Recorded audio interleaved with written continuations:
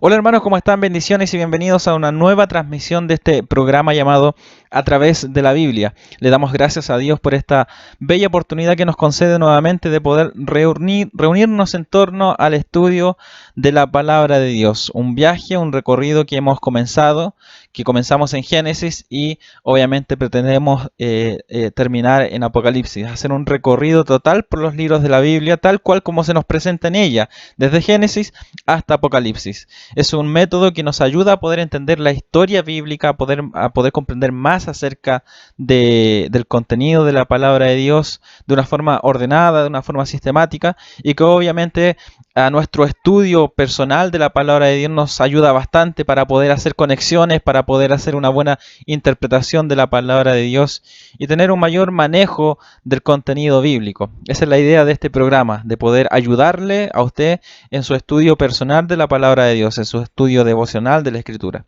Así que le invito a que juntos podamos aprender. Le doy gracias a Dios como siempre por cada uno de ustedes que está ahí en sintonía, está atento, escuchando, acompañándome en este tiempo de estudio de la palabra de Dios. El día de hoy nos toca hablar acerca del libro de Esdras. Ya estudiamos libros difíciles, yo lo considero así. Ya pasamos por esa lectura o ese estudio de estos tres libros, un poquito complicado debido a la extensión de cada uno de ellos y debido a esas extensiones que los conocemos como con una primera y segunda parte. Me refiero a los libros de Samuel, de Reyes y Crónicas.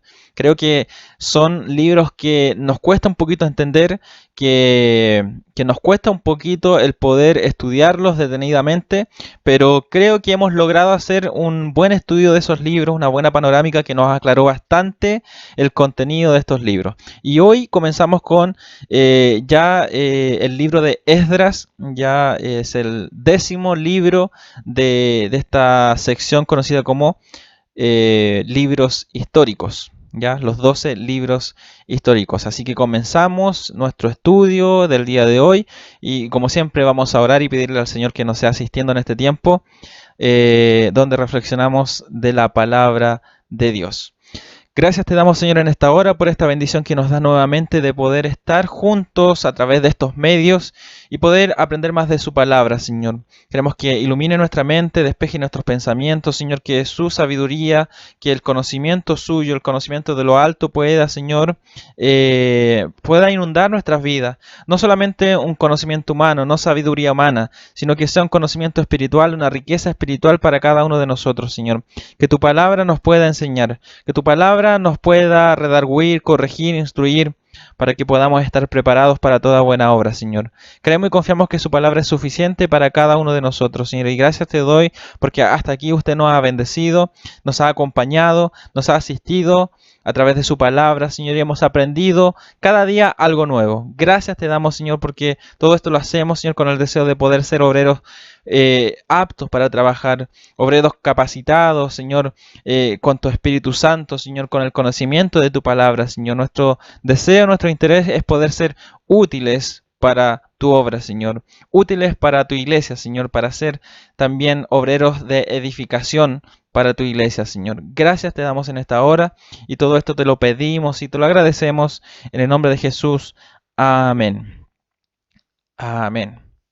Como les decía, y bueno, lo he dicho muchas veces, el propósito, el deseo de, de poder hacer estas panorámicas bíblicas, el fin de realizar este estudio es poder ser de utilidad, que nosotros podamos ser de utilidad también para la iglesia, que podamos ser de edificación para la iglesia, que como siempre digo, que esto no sea solamente un conocimiento intelectual, porque podemos acumular mucho conocimiento, mucha información.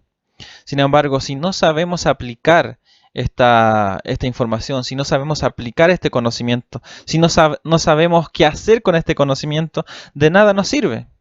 Es como el apóstol Pablo cuando él dice, si hablara lenguas angelicales, si tuviera todos los dones, parafraseando lo que dice el apóstol Pablo, si tuviera dones de lengua, dones de profecías, pero si no tengo amor, de nada me sirve. De nada sirve.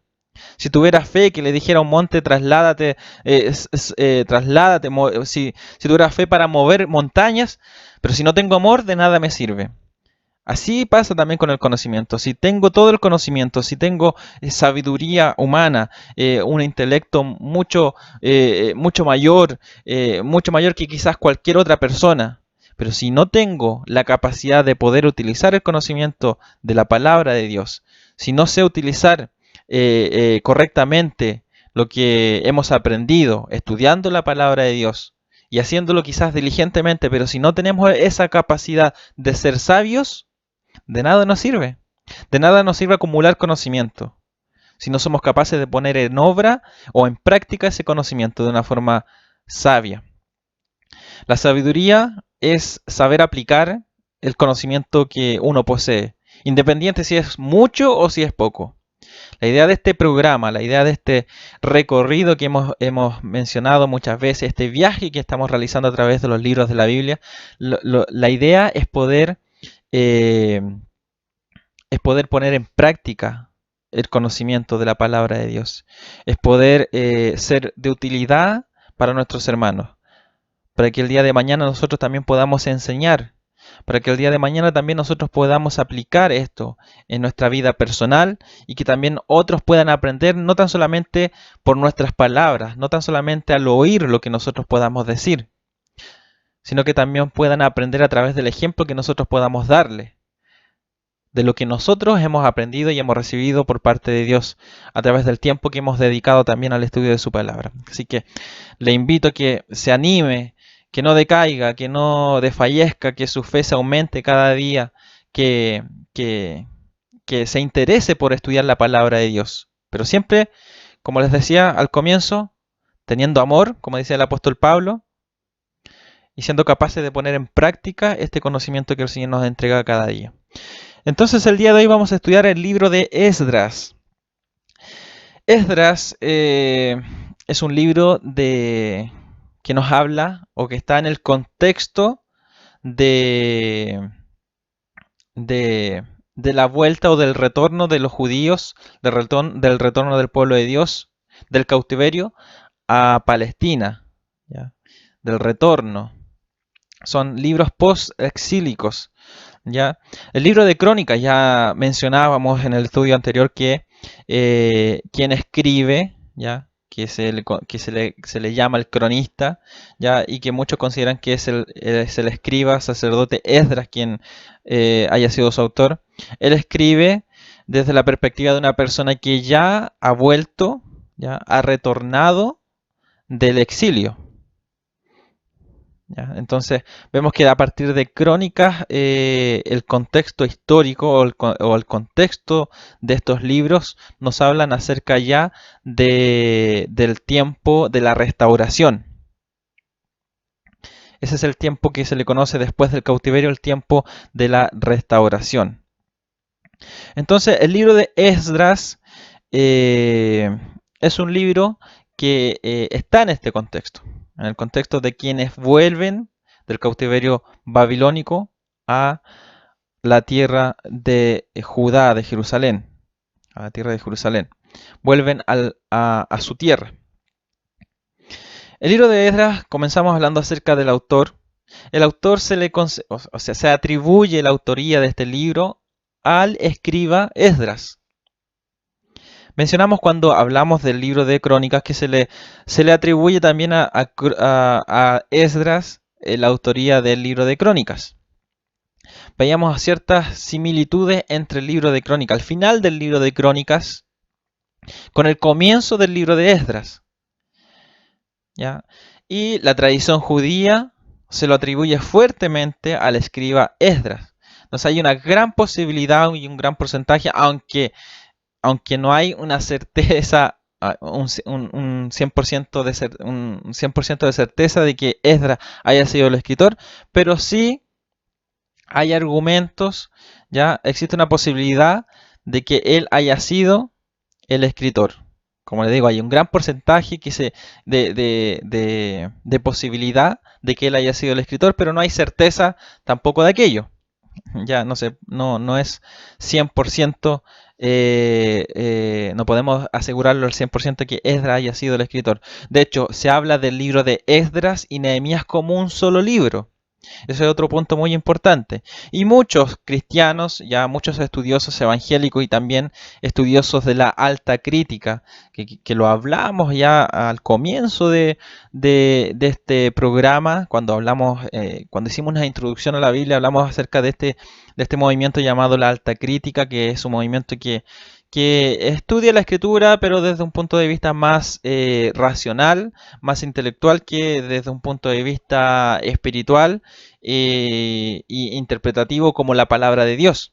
Más bien ellos lo estudian como un libro más, ya como un libro que nos presenta varios géneros literarios y que hay que estudiarlo de tal forma, estudiar la forma de la literatura, estudiar el contexto histórico, pero obviando, ya descartando la naturaleza inspirada de la escritura, de la palabra de Dios. Entonces, tanto estudiosos evangélicos, cristianos, como de la alta crítica, muchos también consideran que hay una autoría dividida en el libro, que Esdras fue escrito por un personaje, ya por una persona, y Nehemías también fue escrito por otra persona, ya, otro autor.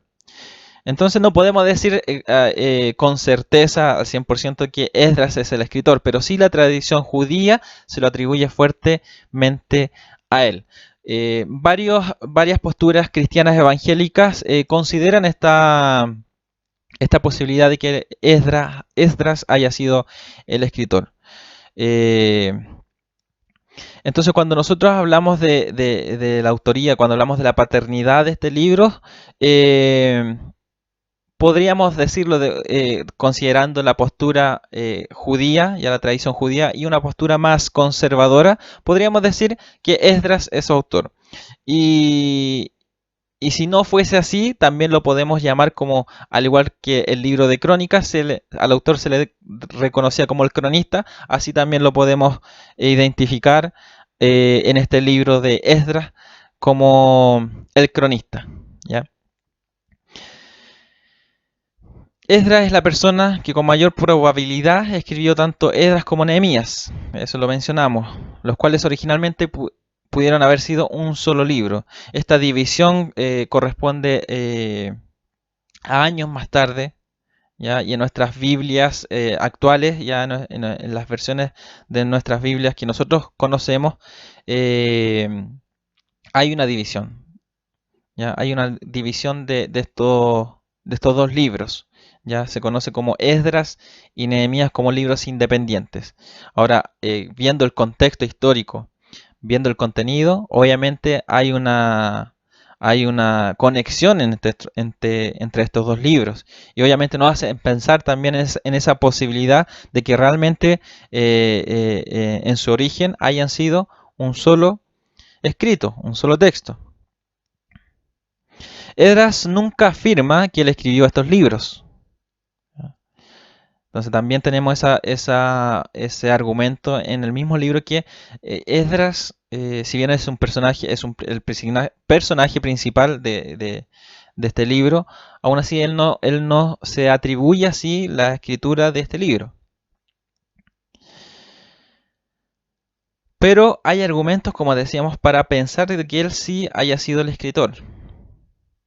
Después de su llegada a Jerusalén alrededor del 458 a.C. aproximadamente, él cambió de escribir en tercera persona a hacerlo en primera persona. Por ejemplo, del capítulo 1 al capítulo 6, el escritor, digámoslo así, el cronista, habla en tercera persona. Sin embargo, cuando cambia desde el capítulo 7 al capítulo 10, el autor habla en primera persona. En la primera sección es probable que el escritor, en este caso, que posiblemente fuese Esdras, usó la tercera persona porque estaba citando sus propias memorias, ya para poder hablar acerca de contextualizar ya la historia ya sucedida cuando regresa hay un primer exilio desde el cautiverio babilónico hacia Palestina, ya. Él considerando que este cronista es Esdras, él contextualiza citando sus propias memorias y por eso que lo hace en tercera persona. Pero después, ya cuando él llega a Jerusalén, ya en el segundo retorno de los exiliados del cautiverio babilónico a Palestina, cuando él regresa a Jerusalén, ya él comienza a hablar en primera persona. ¿Ya? Entonces, como les decía al principio, hay fuertes argumentos, ¿ya? Existe gran probabilidad, una posibilidad de que Esdras haya sido el escritor. Se cree que Esdras posiblemente es el autor de los libros de crónicas también. ¿Ya? Eso lo estudiamos ya en el libro, en el estudio anterior, en la panorámica de los libros de crónicas. Hubiera sido natural para el mismo autor continuar la narración del Antiguo Testamento, mostrando cómo Dios cumplió la promesa o su promesa al regresar a su pueblo a la tierra después de los 70 años de cautividad. También hay un fuerte tono sacerdotal en Crónicas. ¿Recuerdan eso? ¿Recuerdan cuando hacíamos la comparación entre el libro de Reyes y Crónicas, que prácticamente a simple vista podemos decir que hablan acerca de lo mismo, prácticamente hablan o mencionan las mismas historias? Sin embargo, para diferenciarlos, ya, y para hablar acerca de la importancia de Crónicas después de leer el libro de Reyes, nos damos cuenta que el libro de Reyes tenía un tono profético, una perspectiva más profética. Sin embargo, Crónicas tenía una perspectiva más sacerdotal, ¿ya? Tenía una perspectiva más sacerdotal y habla, ¿ya? Y se dirige o menciona más al reino del sur, Judá, Jerusalén. Entonces vemos que también hay un énfasis en lo que es el templo, la adoración, los sacerdotes, los levitas, los que estaban encargados de ministrar en el templo. Por lo tanto, cuando nosotros vemos después de Crónicas el relato de Esdras y posteriormente después de Nehemías, vemos que hay una continuidad en la historia. Y como les decía, el final de Crónicas es similar al inicio de Esdras. Por lo tanto, si hay un solo autor, si el cronista es uno solo, quien escribió Crónicas, Esdras y Nehemías, si Esdras fue el autor, entonces eh, hay una, hay una, hay una conexión en estos libros. Es una obvia y una, ¿cómo puedo decirlo? Una intencionada coherencia en estos libros. Que el libro de Crónicas termine de cierta forma y el libro de Esdras retome esa misma historia, ¿ya? Esa misma idea que se termina en el libro de Crónicas.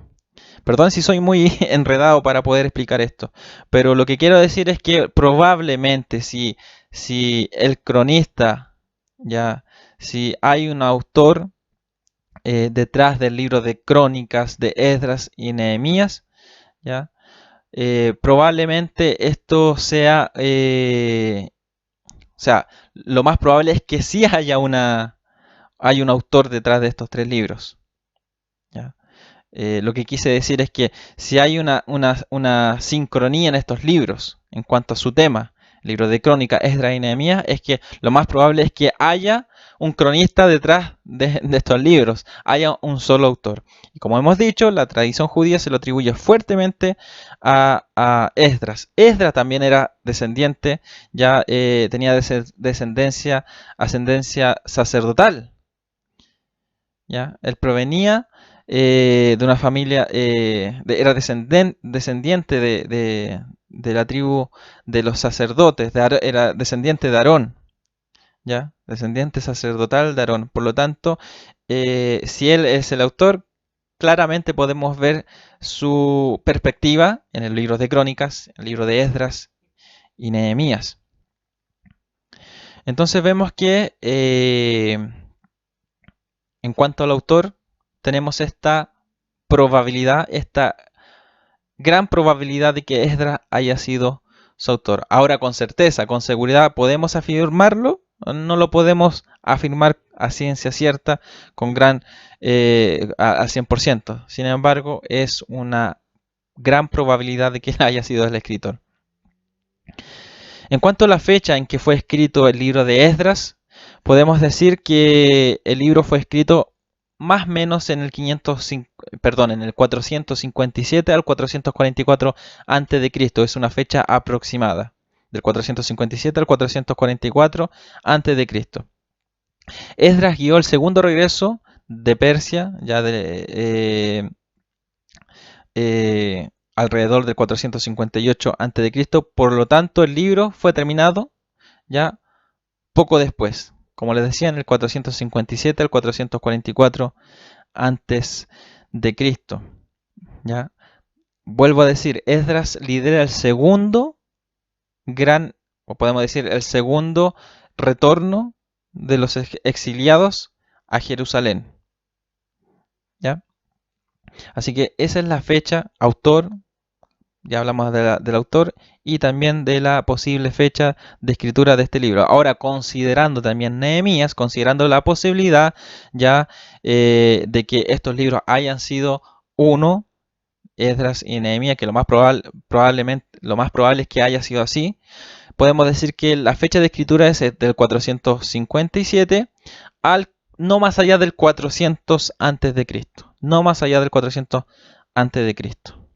¿Ya? Esa es la fecha aproximada de escritura. En cuanto al tema y propósito, el tema de Esdras es el retorno de los exiliados a Jerusalén y la reconstrucción del templo. Esdras fue un libro escrito para ayudar a la comunidad judía de Jerusalén a entender que eran el pueblo de Dios. Para esto se recuenta cómo comenzó la comunidad, describiendo cómo algunos regresaron a Judá y lucharon por obedecer la ley de Moisés, reconstruyendo la ciudad y el templo, manteniéndose puros aún en medio de los pueblos extranjeros y de su fuerte influencia. Esdras, como es un libro que nos habla acerca de la restauración, del periodo de la restauración del pueblo de Dios desde el exilio a nuevamente a estar en su tierra, en Jerusalén, vemos que este es un libro que, al igual que Crónicas, también anima al pueblo. Anima al pueblo a considerar que ellos siguen siendo el pueblo de Dios, que las promesas de Dios aún están vigentes, que aún están vivas las promesas de Dios, que Dios no se ha olvidado de su pueblo y que ellos siguen siendo el pueblo de Dios y que ellos deben seguir siendo un pueblo del pacto, obedientes al pacto, que deben cumplir con el pacto que ellos habían adquirido con Dios. También vemos aquí también una fuerte, podemos decir, podemos decir que el libro anima, ¿ya? a tener una esperanza, ¿ya? ¿Cómo lo puedo decir? Se me van las palabras de repente. Pero anima al pueblo a tener vivas esa esperanza, esa es la palabra. A mantener viva esa esperanza mesiánica. ¿Ya? Mantener viva esa esperanza mesiánica. Entonces, el libro de Esdras, un libro que nos habla acerca de la restauración del pueblo de Dios, tiene este propósito: animar al pueblo de Dios, animar este remanente que ha quedado. ¿Ya? Este remanente que, a pesar de las dificultades, a pesar de toda la adversidad, de las consecuencias que ellos tuvieron que vivir en el exilio debido a su pecado, aún así, a pesar de todo aquello, este remanente aún estaba en pie. Había un remanente, había un pueblo que debía seguir adelante. Y el autor aquí anima al pueblo. Y con todo esto nos da a entender que aún hay esperanza, que el pueblo, Dios no se ha apartado de su pueblo, que el pueblo de Dios sigue existiendo, ¿ya? Quizás no con el esplendor, no con la gloria, la majestuosidad que tuvo antes, cuando el rey David ya gobernaba en Israel, o con el esplendor, con la gloria, con la autoridad que se levantó también Salomón y la posición en la que Israel se encontraba frente a las demás naciones. Quizás ya no había esa gloria, quizás ya no había esa posición, quizás ya Israel no tenía ese nombre tan grande que alcanzó en algún momento bajo el liderazgo del rey David, obviamente, y también de su hijo Salomón. Sin embargo, ellos seguían siendo el pueblo de Dios. Este remanente seguía siendo el pueblo de Dios y Dios iba a trabajar con ese remanente.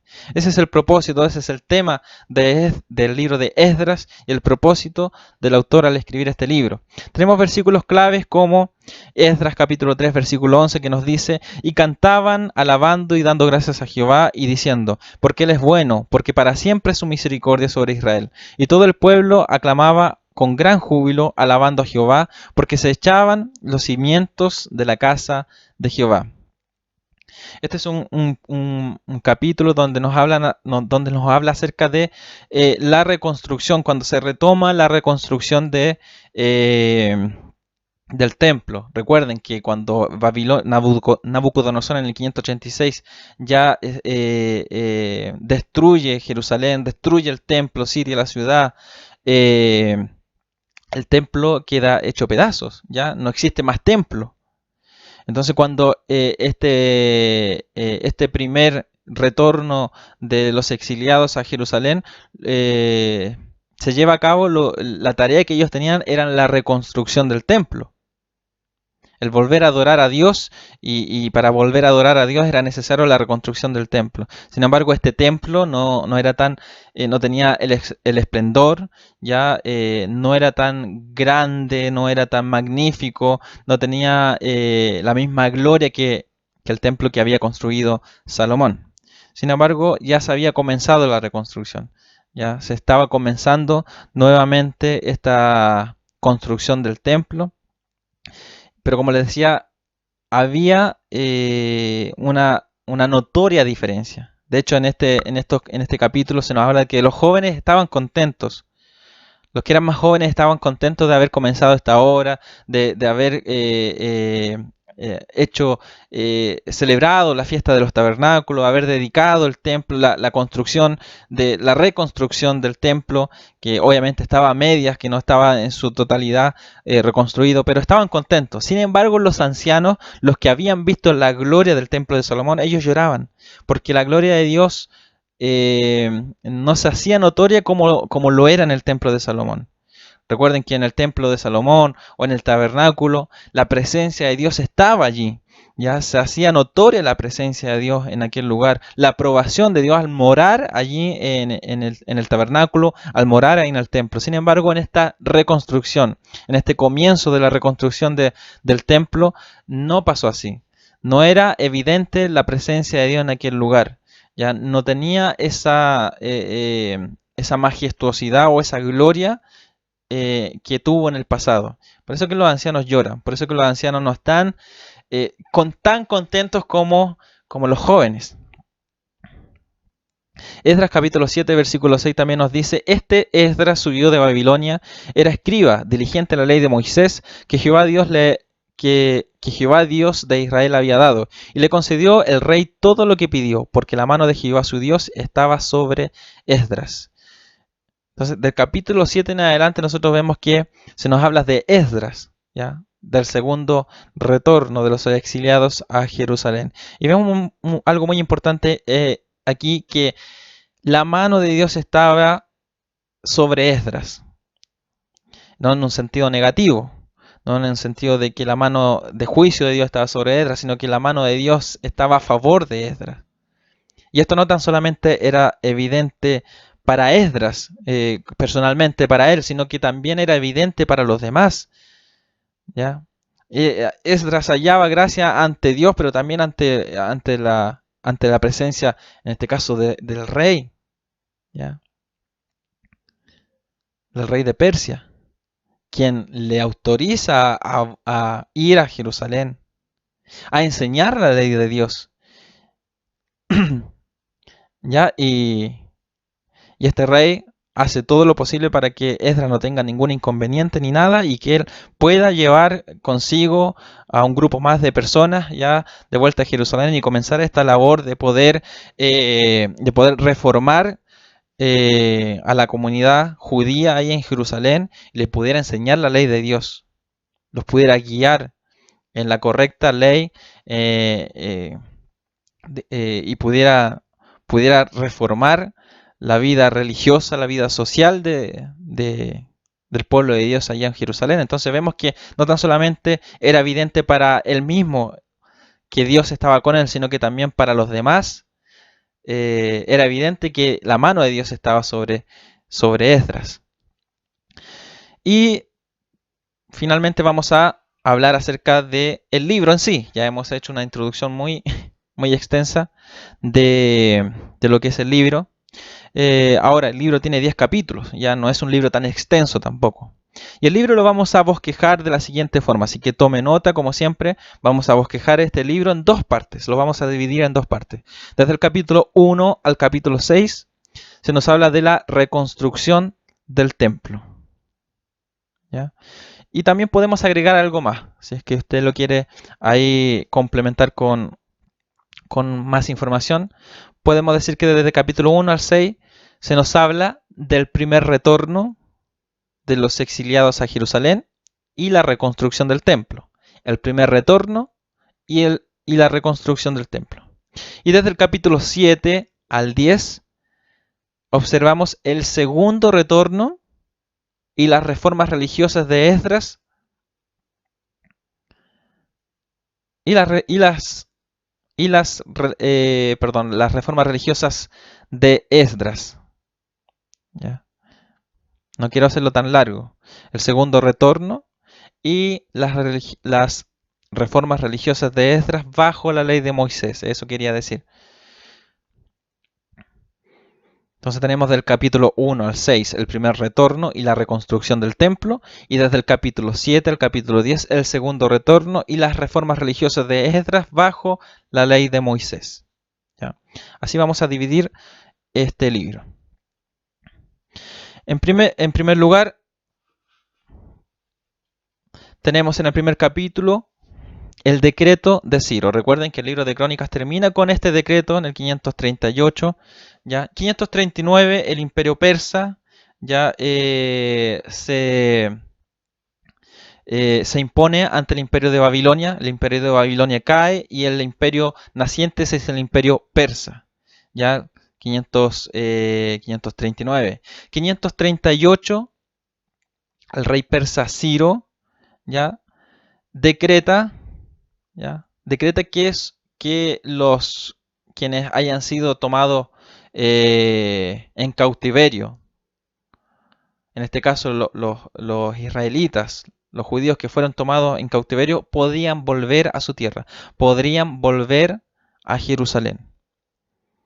El edicto de Ciro permitió que el pueblo de Dios retornara a su tierra, a Jerusalén. Y no tan solamente el rey persa Ciro permitió que ellos regresaran, sino que también les permitió que ellos regresaran y reconstruyeran su templo. Él es un rey pagano. Aquí no estamos hablando de un rey como el rey David, como el rey Salomón, no estamos hablando de los reyes de Judá, de los reyes de Israel, que eran conocedores de la ley de Dios. Estamos hablando de un rey pagano, el rey Ciro, el rey persa Ciro. Sin embargo, aquí el escritor lo que hace es darnos a entender a nosotros, el cronista lo que hace es darnos a entender a nosotros, al lector, que esto que ocurre es por providencia divina, es la voluntad de Dios, que Dios utiliza estos medios, utilizó a un rey pagano para hacer que su pueblo volviera a su tierra. Después de un cautiverio, como lo dijo el profeta Jeremías, después de estar 70 años en cautiverio o lejos de su tierra, Dios utiliza a este rey pagano para poder llevar a cabo sus planes, seguir llevando a cabo sus planes. Como les decía, el pueblo seguía siendo el pueblo de Dios. A pesar de la adversidad, a pesar de vivir en el exilio, aún así seguían siendo el pueblo de Dios. Y en este momento, donde el rey Ciro, ya este rey persa, decreta aquello, vemos la mano de Dios a favor del pueblo de Dios, a favor de su pueblo.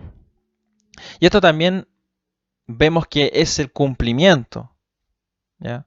Es el cumplimiento de una profecía. Jeremías capítulo 25 nos habla acerca del retorno, de la restauración del pueblo de Dios. De hecho, el profeta Isaías nombra, de hecho más de 100 años atrás, Isaías nombra a Ciro ¿ya? Lo nombra, ¿ya?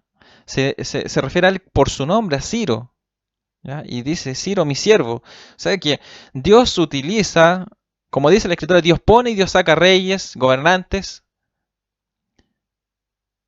Y aquí vemos cómo la palabra de Dios, las profecías, ¿ya? La palabra de los profetas se cumple en este retorno.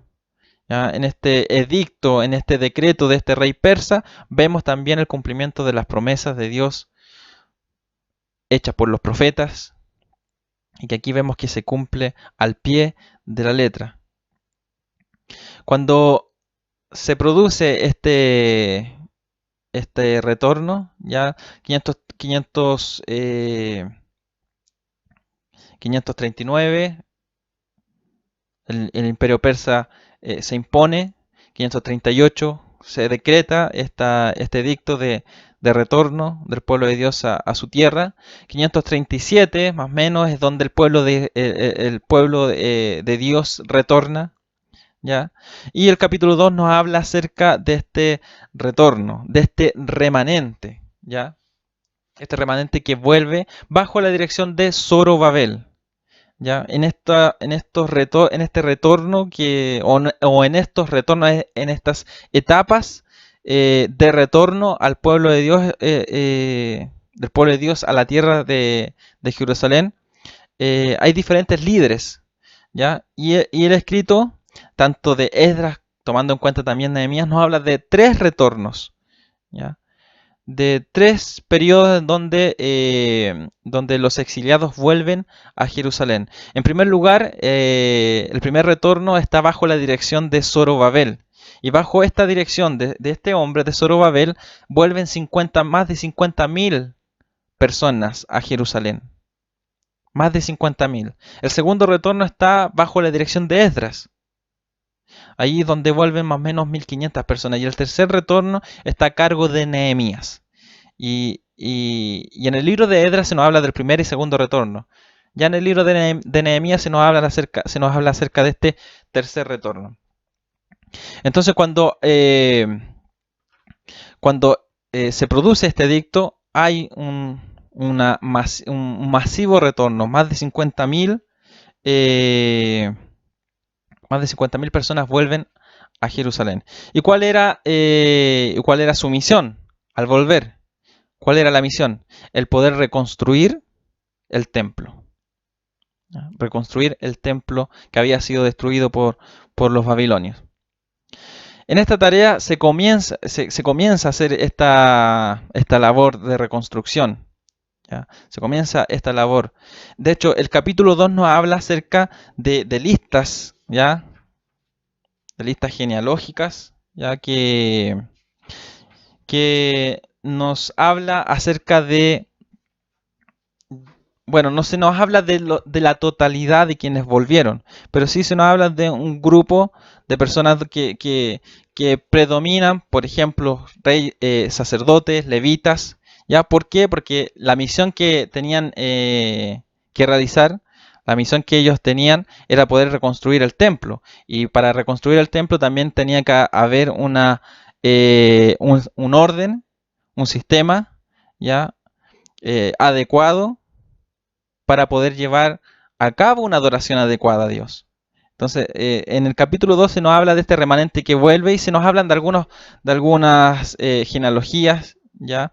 Que se centran, como les decía, específicamente en la descendencia sacerdotal de los levitas, ¿ya? Porque ellos estaban a cargo del ministerio en el tabernáculo, o perdón, en el templo. Entonces, el capítulo 3 nos habla acerca de la reconstrucción, ¿ya? De la reconstrucción del templo. Que estaba a cargo de este gran líder, como les dije, de Zorobabel, ¿ya? Sin embargo, el capítulo 4 nos habla acerca de oposición. Recuerden, el capítulo 3 lo mencionamos ya en el versículo clave que que se dedicó el templo ya a la reconstrucción de los cimientos, más que nada de los fundamentos, de los cimientos del templo. No fue la reconstrucción total, pero sí se ofrecieron holocaustos, sí se reconstruyó el altar del holocausto, sí se celebraron fiestas como la fiesta de los tabernáculos, sí se hicieron ofrendas ya en dedicación a Dios de lo que estaban reconstruyendo. Sin embargo, el esplendor o la gloria de ese templo que estaban reconstruyendo no era la misma gloria que ellos estaban acostumbrados o lo que estuvieron presentes al momento de la dedicación del templo de Salomón. No era lo mismo. ¿Ya? Como les decía, los más jóvenes estaban contentos de lo que estaban emprendiendo, del trabajo que estaban emprendiendo, de la labor que estaban llevando a cabo, de lo que estaban construyendo, reconstruyendo. Sin embargo, los ancianos no estaban tan contentos, sino que había nostalgia en ellos, había tristeza, porque la gloria de Dios no era evidente como lo había sido en el templo de Salomón, como lo había sido en el tabernáculo. Entonces el capítulo 3 nos habla de esto, de la reconstrucción, de la adoración del pueblo de Dios, de la alegría, ya de los sentimientos encontrados que habían al momento de la dedicación de la reconstrucción del templo. El capítulo 4 nos habla acerca de la oposición.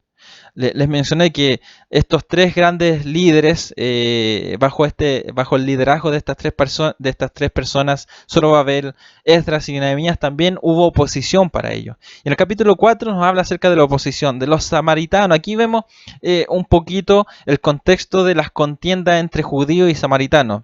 De los que habían quedado en Israel, de los que habían quedado en Jerusalén también. Muchos de estos se contaminaron, hubo un sincretismo religioso. Ya los samaritanos decían también adorar a Dios. Sin embargo, su religiosidad o su liturgia estaba mezclada con la religión o con las costumbres, con las tradiciones de otras culturas. Recordemos que los asirios, cuando ellos tomaron en el 722 a.C. el reino del norte y su capital Samaria, ellos desterraron a sus habitantes, los dispersaron por el mundo antiguo, pero también los que quedaron también tuvieron que recibir consigo a otros que habían sido dispersados también, de otras culturas, ¿ya? De otras naciones también llegaron ahí a establecerse a Israel. Entonces los que quedaron ahí en Samaria, los que quedaron, las pocas personas que quedaron, ancianos, quizás niños, mujeres, todos ellos fueron adoptando diferentes culturas, diferentes tradiciones y se produjo un sincretismo religioso. Entonces, en este momento, cuando ellos ven, ¿ya?, que los judíos vuelven, ¿ya?, que el pueblo de Dios vuelve y comienzan esta obra de reconstrucción, ellos también querían hacerse parte de esta reconstrucción. Pero Zorobabel le dice que ellos no tienen parte en el templo. Ellos no tienen parte en la reconstrucción del templo, ¿ya? Entonces aquí vemos ya esa tensión que hay entre judíos y samaritanos, ¿ya?, por este sincretismo religioso que los samaritanos adoptaron, ya que era evidente porque se mezclaron con demás culturas, ¿ya?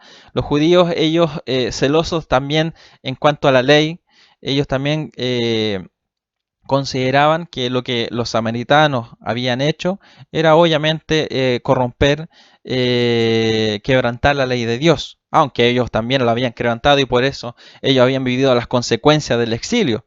¿Ya? No tan solamente el reino del norte, sino que ellos también habían sido enjuiciados, ¿ya?, castigados por su desobediencia.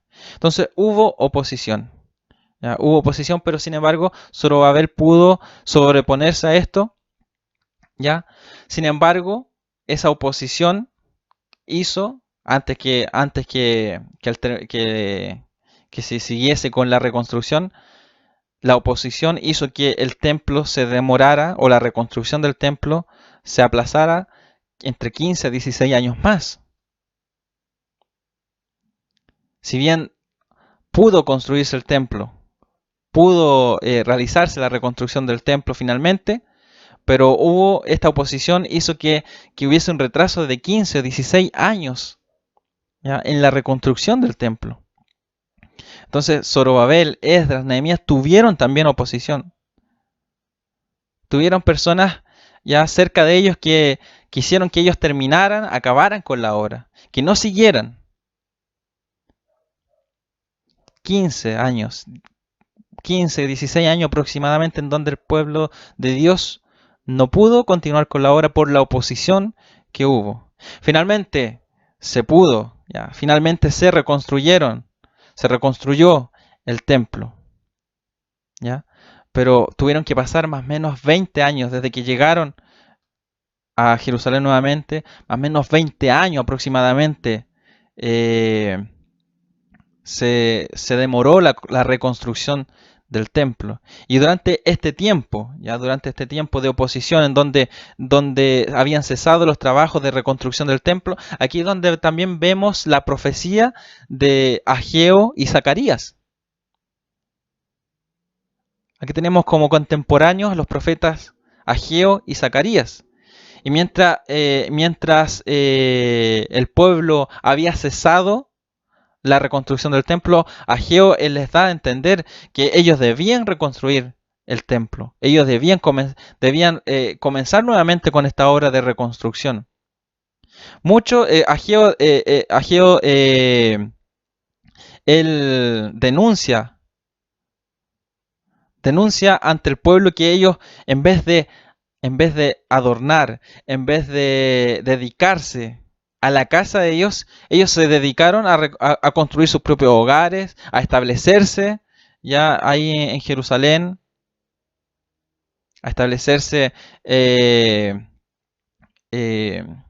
ahí en el territorio, a preocuparse de ellos, de su estabilidad, pero no de la casa de Dios. Entonces Ageo hace esta denuncia ante el pueblo de Dios y él les dice que lo que estaban viviendo, los problemas, las dificultades que ellos estaban viviendo ya en aquel entonces, eran producto de que ellos habían olvidado del trabajo que tenían que realizar, de la misión que ellos tenían, que era reconstruir el templo. Entonces aquí vemos cómo se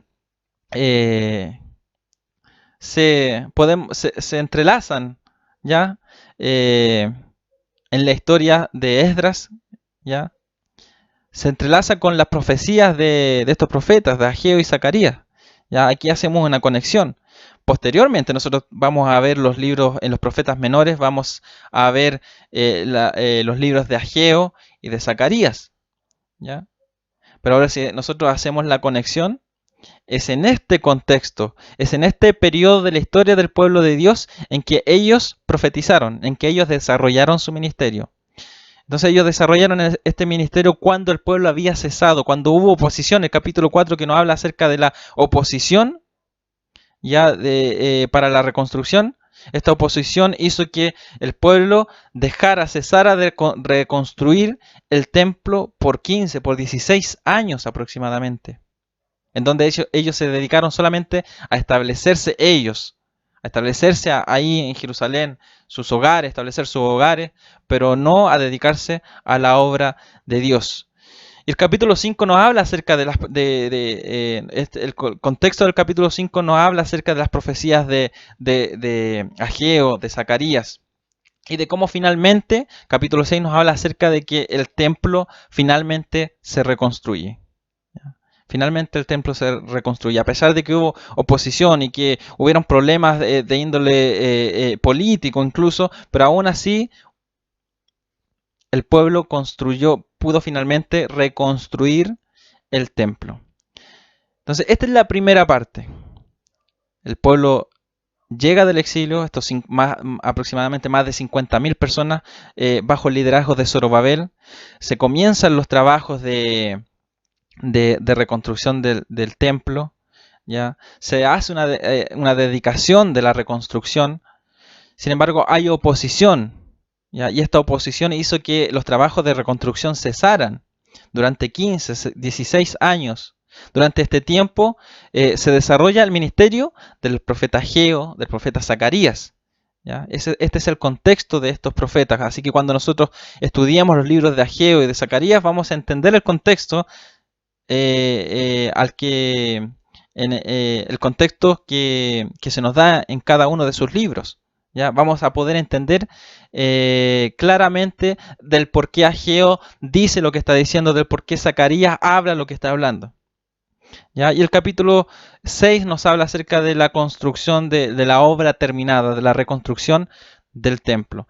Desde el capítulo 7, que es la segunda parte, se nos habla acerca del segundo retorno, y aquí es donde sucede esto, de que el escritor habla pasa de hablar de tercera persona, desde el capítulo 1 al 6, y del capítulo 7 al 10 a primera persona, desde tercera persona a primera persona. Y aquí vemos la figura principal, que es Esdras, ¿ya? En el segundo retorno, que vuelve más o menos 1500 personas aproximadamente, un grupo que viene con Esdras a Jerusalén, ya ellos vienen con la idea de reformar, ya de poder instruir al pueblo de Dios ahí en Jerusalén, de instruirlos ya en la ley de Moisés, en la ley de Dios, en que ellos pudiesen volver a ser una sociedad ya que viva la ley de Dios, que viva y obedezca la ley de Dios. Entonces, se nos habla que Esdras era un hombre muy importante, un hombre muy entendido en lo que era la ley, era descendiente de sacerdotal, ya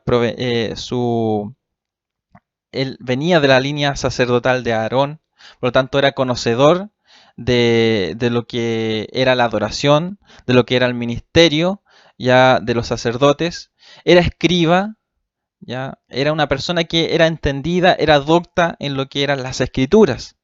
De hecho, se le atribuye a Esdras la, podemos decir, el establecimiento de las sinagogas.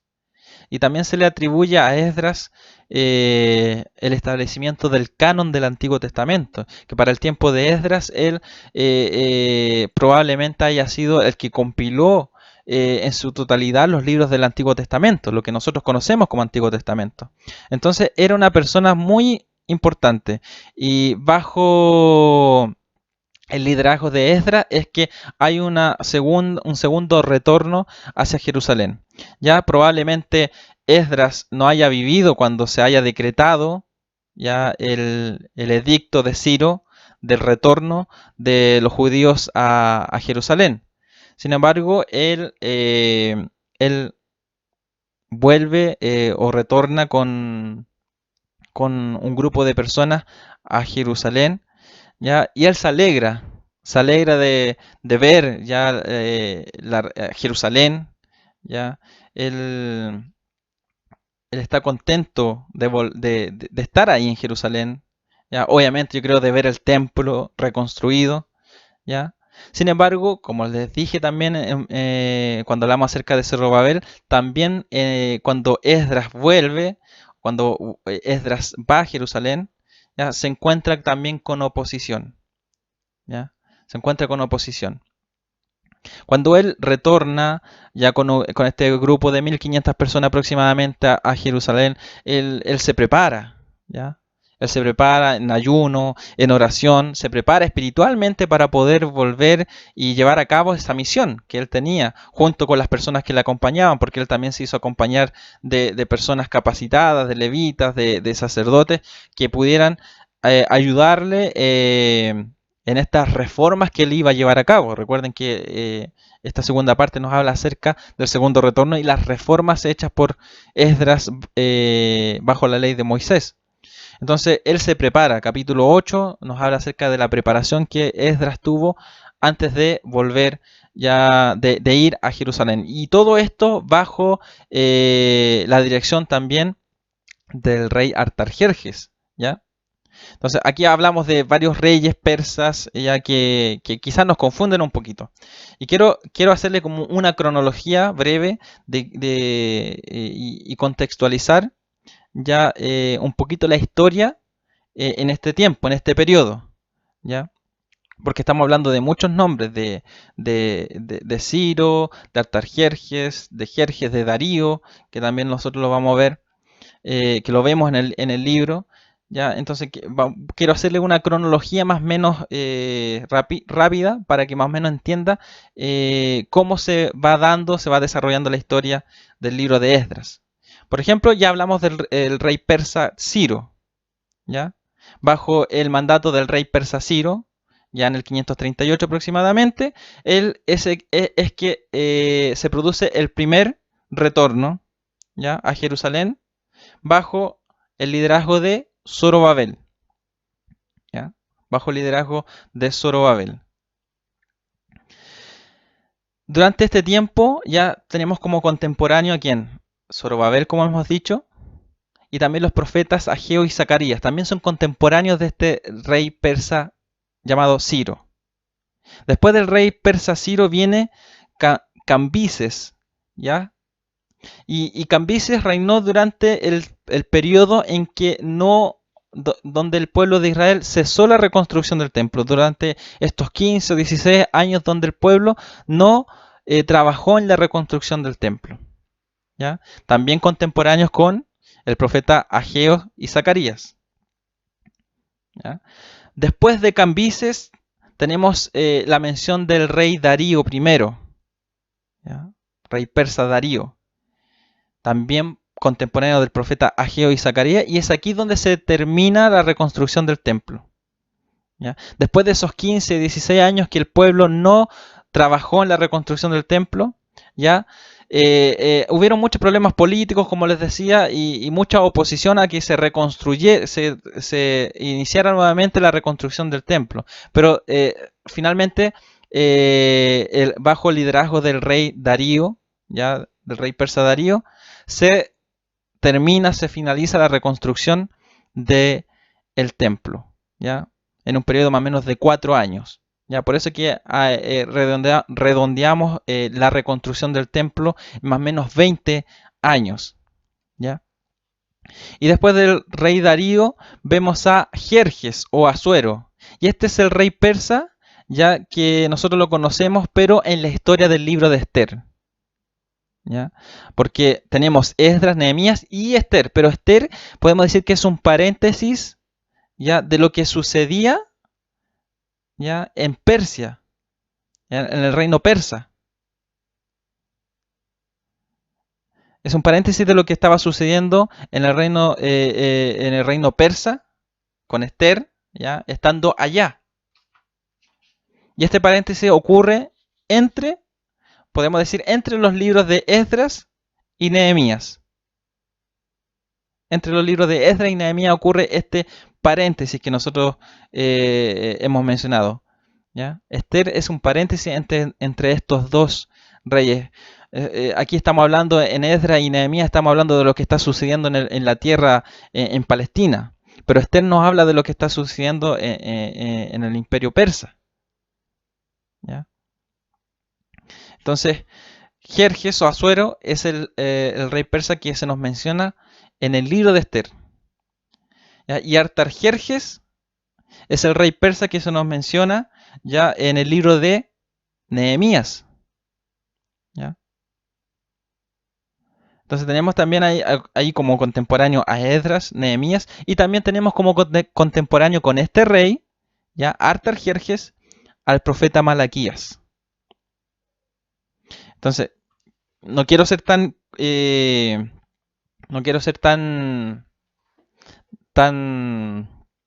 tan enredado con esto, no quiero confundirles tanto, pero sí quería hacer esa aclaración, esa cronología de reyes persas que se nos presentan aquí en los libros de Esdras y Nehemías y Esther, ¿ya? Entonces, con Artajerjes se produce el tercer retorno, ¿ya? A Jerusalén, liderado por Nehemías. Entonces vemos que el segundo retorno, perdón, se produce bajo el liderazgo de Artajerjes, el segundo retorno y el tercer retorno, ¿ya?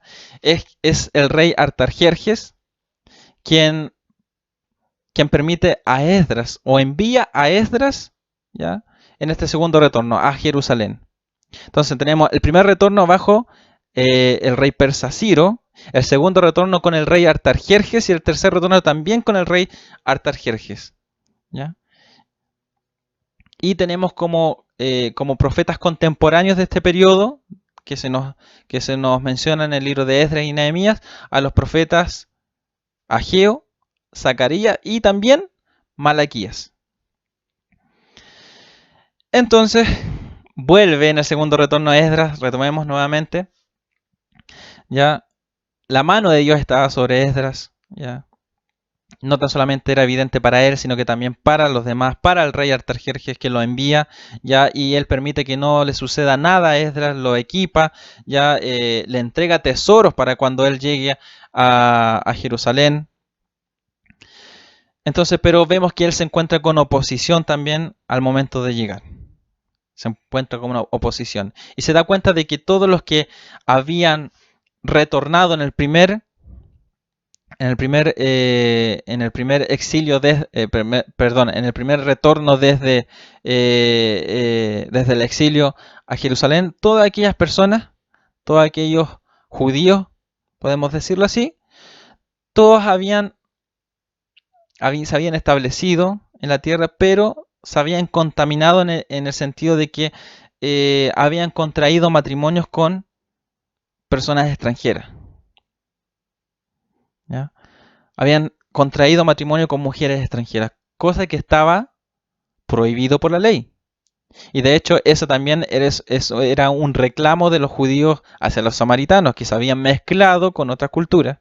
Ahora también esas personas que volvieron en el primer retorno también se habían establecido en su tierra y también habían contraído matrimonios, habían realizado matrimonios mixtos entre el pueblo de Dios con naciones extranjeras, cosa que estaba prohibido por la ley. Entonces vemos que Esdras se encuentra con esta situación que obviamente es una oposición, ¿ya? Es una situación opositora a lo que él quería realizar, que era una reforma al pueblo de Dios, guiarlos bajo la ley de Dios.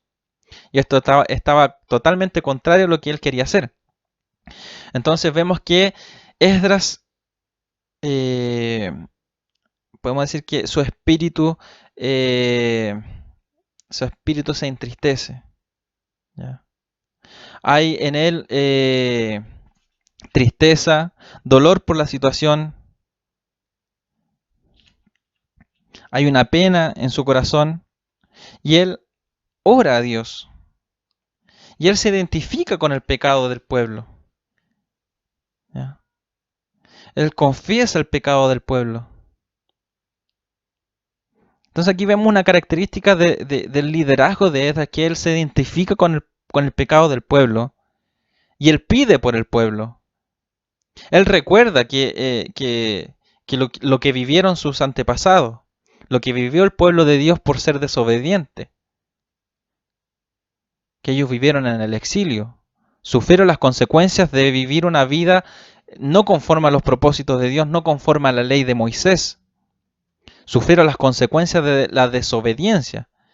Entonces, si Esdras hubiese dejado esta situación como se hubiese hecho vista gorda a la situación que estaba ocurriendo ahí en Jerusalén, en donde el pueblo de Dios se había mezclado con naciones extranjeras, con mujeres extranjeras, habían contraído matrimonio, ¿ya? Y habían formado familias con naciones extranjeras.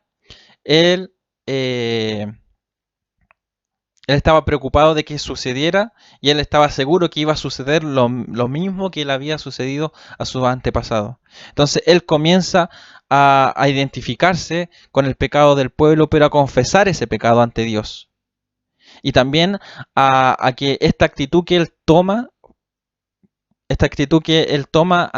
ante Dios por el pecado del pueblo, también sea un ejemplo para los judíos, para el pueblo de Dios, para que ellos se dieran cuenta, para que reaccionaran y recapacitaran de la gravedad de su pecado.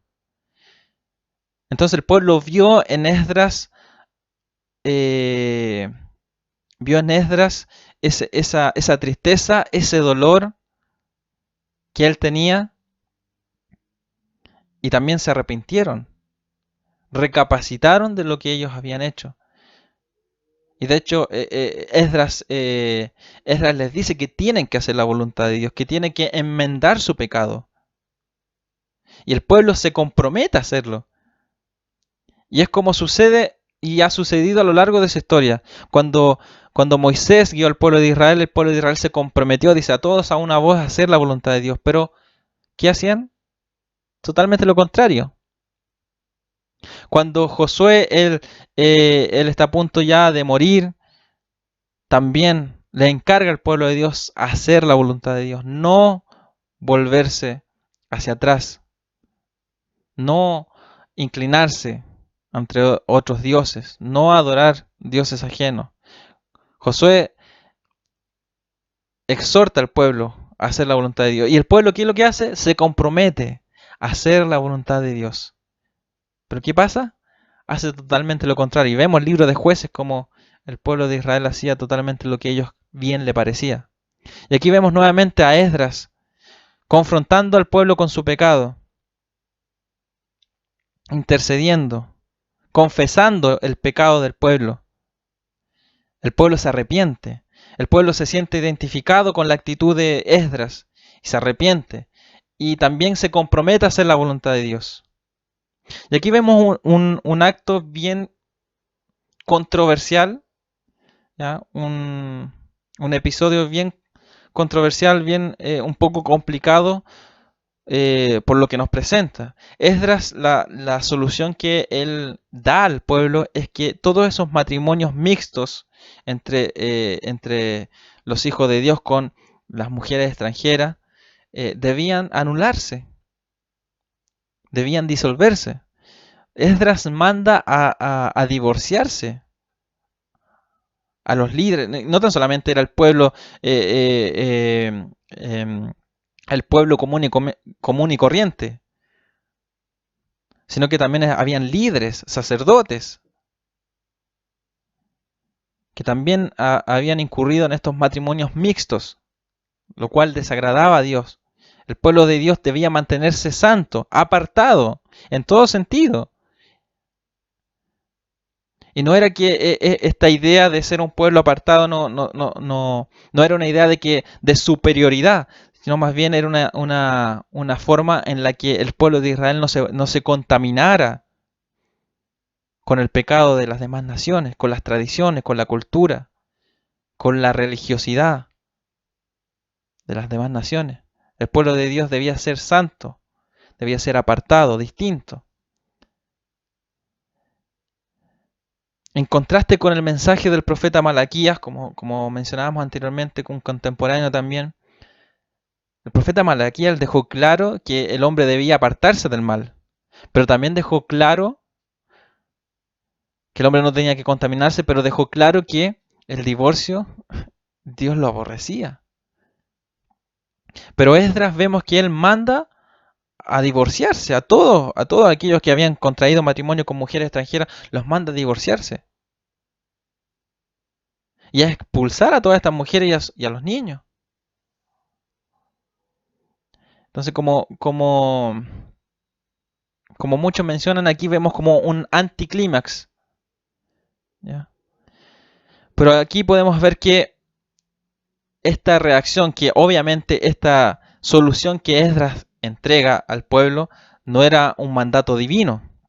Dios no le dijo a Esdras que esta era la solución. Sin embargo, Esdras tomó esta decisión, ¿ya?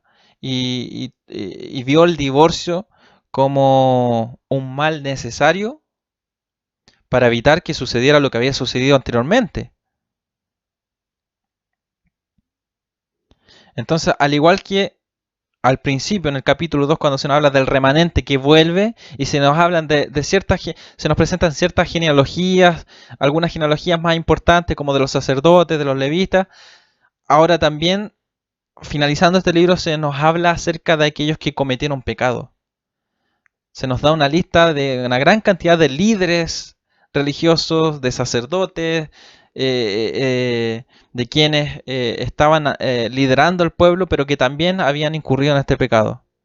En el capítulo 2 se engrandece la labor de estas personas que retornan a Jerusalén, pero acá vemos cómo se confronta el pecado de estas personas al mencionarlas, ¿ya? Para que ellos también pudiesen recapacitar de lo que ellos habían cometido. Y es así como termina el libro de Esdras, ¿ya? Es así como termina el libro de Esdras. 10 capítulos que nos hablan de muchas cosas, ¿ya? Muchos temas, que nos hablan de mucho del contexto histórico, ¿ya? Nos habla mucho de este periodo de restauración, que nos habla mucho de esta esperanza mesiánica, de esta esperanza en que aún ellos siguen siendo el pueblo de Dios, esta esperanza de volver a una adoración genuina en el templo, pero también hace un recuerdo, ¿ya? Y confronta fuertemente lo que es el pecado, las consecuencias del pecado, para que ellos no vuelvan a caer en lo que cayeron sus padres, para que ellos no volvieran a vivir un exilio nuevamente. Entonces vemos que se nos presentan dos grandes realidades, una esperanza mesiánica, pero también una confrontación muy fuerte con el pecado. Y es así como termina el libro, ¿ya? Es así como termina el libro de Esdras, confrontando fuertemente el pecado que era en relación en relación al trabajo, a la obra, al ministerio que Esdras quería realizar, era totalmente una situación de oposición para lo que él necesitaba hacer, que obviamente eran reformas religiosas, reformas sociales, ¿ya? En la vida, reformas que calaran profundamente en la vida del pueblo de Dios, ¿ya? Y esto no era, ¿ya?, algo que beneficiara a esas reformas de Esdras, ¿ya?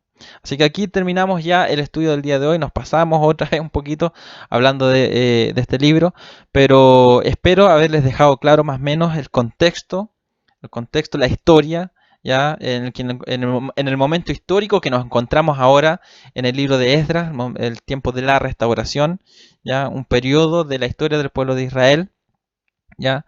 Y que nos da contexto también, como les mencionaba, para entender la profecía de ciertos profetas como Ageo, Zacarías, también Malaquías. Así que espero que haya sido de bendición este tiempo de estudio de la palabra de Dios. Espero que nos podamos encontrar en un próximo programa. El próximo programa seguimos con el libro de Nehemías y obviamente seguimos seguimos esta misma línea de pensamiento, porque como mencionábamos, libros de Esdras y Nehemías probablemente, lo más probable es que hayan sido un solo libro. Así que continuamos con el mismo contexto histórico, continuamos con la misma historia, qué es lo que pasó con Jerusalén, qué es lo que pasó con los que volvieron, en el primer retorno, con los que volvieron en el segundo retorno, ¿ya? Y vamos a ver en el libro de Nehemías qué es lo que pasó, qué es lo que sucedió con aquellos que volvieron en una tercera etapa, ¿ya?, bajo el liderazgo de Nehemías. Espero que el Señor les sea bendiciendo y nos encontramos en un nuevo programa más de A Través de la Biblia. Que Dios les bendiga.